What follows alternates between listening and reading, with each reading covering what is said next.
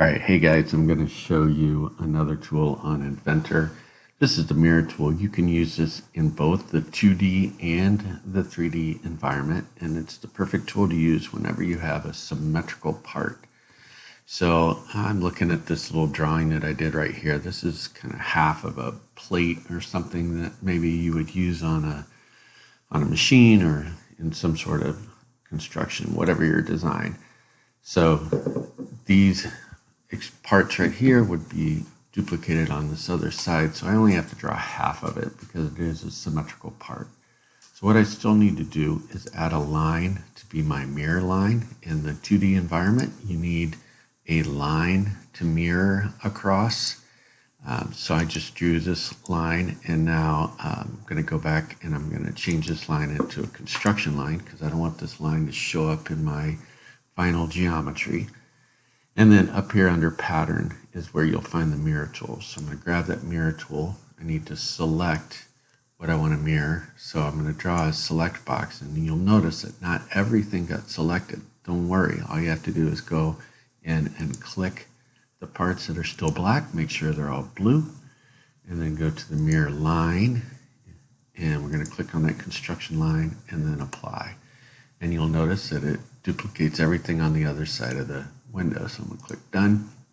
Now I did notice that I've got lines that are not connected. So I'm going to come up here. I'm going to zoom way in. I'm going to grab the coincident constraint. I'm going to click on the point at the end of each line, and I'm going to make those coincident.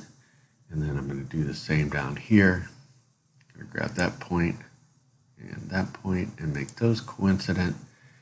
And now I should be all done and good. And I can go to my extrude function. I don't want to do an inch. Let's just do, say it's a 1/4 inch plate. We're going to extrude those up. And there you go. Now we've got a little base plate here. All right. In the 3D environment, I have this half a part. So again, it must be a symmetrical part. In 3D, the mirror tool is kind of hidden because the pattern tab is a little bit smaller and it's just a bunch of icons, but right here is the mirror tool.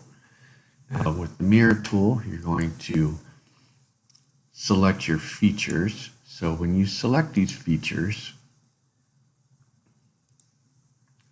you need to make sure if you have fillets and holes and stuff like that, that you click on all those things, because if you don't click on them, they won't mirror over.